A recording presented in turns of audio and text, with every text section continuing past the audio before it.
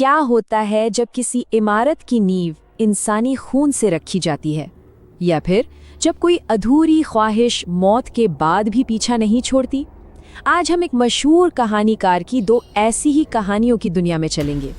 एक कहानी है एक शापित इमारत की और दूसरी एक भटकती हुई आत्मा की।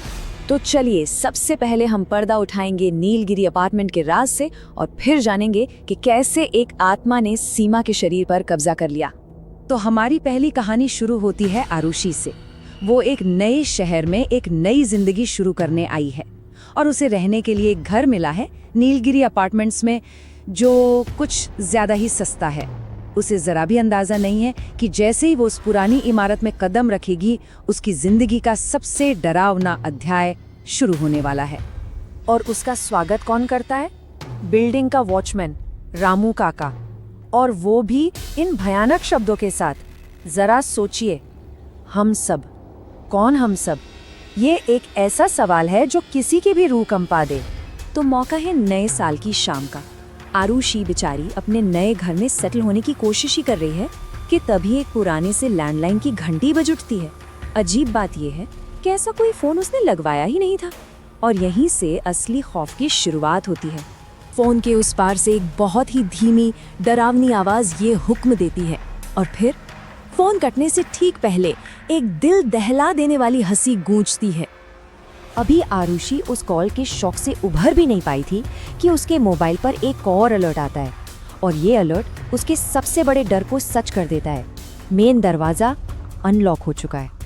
घबराकर आरुषि जैसे ही दरवाजा पटककर बंद करती है, दरवाजे के नीचे से एक कागज अंदर आता है और उस पर लिखा है वेलकम होम आरुषि, वो भी खून से। अब आरुषि की भागने की हर कोशिश बेकार हो जाती है। वो लिफ्ट में जाती है, पर लिफ्ट उसे 13वीं मंजिल पर ही वापस ले आती है। उस सीढ़ियों से भागती है, पर हर सीढ़ी घूम फिरकर उसी के दरवाजे पर खत्म होती है। मतलब ये इमारत एक जाल है। और फिर दीवारों से प्लास्टर उखड़ने लगता है, और अंदर से क्या निकलता है? इंसानी बाल, हड्डियां और दीवारों पर हाथ के निशान उभरने लगते हैं, जैसे कोई अंदर से बाहर निकलने के लिए धक्का दे रहा हो। इसी सारी दहशत और घबराहट के बीच उसके हाथ लगती है एक पुरानी डायरी। ये डायरी उसके दादाजी की थी, वही जिन्होंने ये अपार्टमेंट बनवाया था, और इसी डायरी में छुपा था इस जगह का भयंकर सच।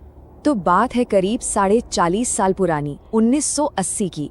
डायरी से पता चलता है कि इमारत के पिलर हर रात अपने आप गिर जाते थे। तब बिल्डर खन्ना यानी आरुषि के दादाजी एक तांत्रिक के पास गए, और तांत्रिक ने जो शर्त रखी वो दिल दहला देने वाली थी। इमारत की नींव को मजबूत करने के लिए 11 इंसानी बलियां। खन्ना ने 10 मजदूरों को मारकर उनकी लाशों को इसी इमारत की नींव में दफना दिया, लेकिन 11वीं बलि, जो कि उसके अपने खानदान से होनी थी, वो देने से उसने साफ मना कर दिया, और उसी रात खन्ना की उसी कंस्ट्रक्शन साइट से गिरकर मौत हो गई। तो यहाँ बात साफ हो जाती है, सौदा अधूरा रह गया था। वादा किया गया था 11 बलियों का, पर दी गई सिर्फ 10। एक जान अभी भी बाकी थी। और इसका मतलब क्या है? इसका मतलब ये है कि पूरे 45 साल से उन 10 मजदूरों की भूखी आत्माएं इंतजार कर रही थीं अपने सौदे के पूरे होने का, अपनी 11वीं बलि का। अब जब रामू काका आरुषि को ये सब बता रहा होता है, तो जाहिर है डरी सहमी आरुषि एक ही सवाल पूछती है, और यहीं पर कहानी का सबसे बड़ा और खौफनाक मोड़ आता है। रामू काका बताता है, तुम्हारे दादाजी ने जिन 10 मजदूरों को इन दीवारों में चिनवाया था, उनमें मैं भी एक था। मतलब वो कोई रखवाला नहीं था, वो तो खुद उन पीड़ित आत्माओं में से एक था, जो बस ये पक्का करने आया था कि आज रात ये अधूरा काम पूरा हो जाए। और जैसे ही घड़ी की सुइयां 11:59 से 12 पर पहुंचती हैं, आधी रात का वक्त होता है, वो अतृप्त आत्माएं आरुषि को यानी बिल्डर की पोती को दीवारों में खींच लेती हैं, और 45 साल बाद 11वीं बलि पूरी हो जाती है। तो ये तो थी पहली कहानी, एक अधूरे वादे और बदले की। अब चलते हैं हमारी दूसरी कहानी की तरफ। ये कहानी है एक अधूरी इच्छा की। ये हमें ले जाती है एक दूर दराज के गांव में, जहां सीमा नाम की एक नई नवेली दुल्हन के साथ कुछ बहुत ही अजीब और डरावना हो रहा है। सीमा, जो कल तक एक हंसती खेलती आम लड़की थी, वो अब पूरी तरह बदल चुकी है। उसकी आवाज़ किसी और की लगती है। वो कच्चा मांस और आटा खाने लगी है। और सबसे डरावनी बात, उसकी आंखों की जगह अब सिर्फ गहरे काले गड्ढे हैं।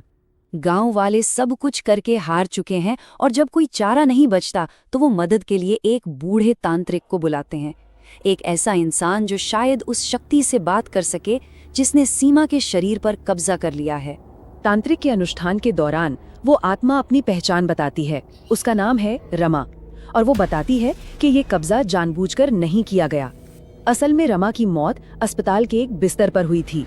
उसकी कुछ इच्छाएं अधूरी रह गई थी, जिसकी वजह से उसकी आत्मा उसी बिस्तर से बंध गई और कुछ ही देर बाद सीमा को उसी बिस्तर पर लिटा दिया गया। बस एक मौके की तलाश में भटकती रमा की आत्मा को एक शरीर मिल गया। तो अब सवाल था कि रमा को मुक्ति कैसे दिलाई जाए। इसका हल किसी तंत्र मंत्र में नहीं बल्कि एक माँ के वादे में था। गांव वाले भागकर रमा के घर जाते हैं और उसकी माँ को लेकर आते हैं। रमा की माँ अपनी बेटी की आत्मा से वादा करती है कि वो उसकी शांति के लिए सारे क्रियाकर्म यानी श्राद्ध करेगी। माँ का ये वादा सुनते ही रमा की आत्मा शांति से सीमा का शरीर छोड़ देती है। सीमा बेहोश होकर गिरती है और जब उठती है तो वो बिल्कुल पहले जैसी होती है। गांव में तो शांति लौट आई, पर ये कहानी अपने पीछे एक बहुत बड़ा सवाल छोड़ जाती है। क्या रमा की आत्मा सच में चली गई या एक अधूरी इच्छा कभी पूरी तरह से खत्म नहीं होती और वो बस कहीं किसी कोने में सही मौके का इंतजार करती रहती है।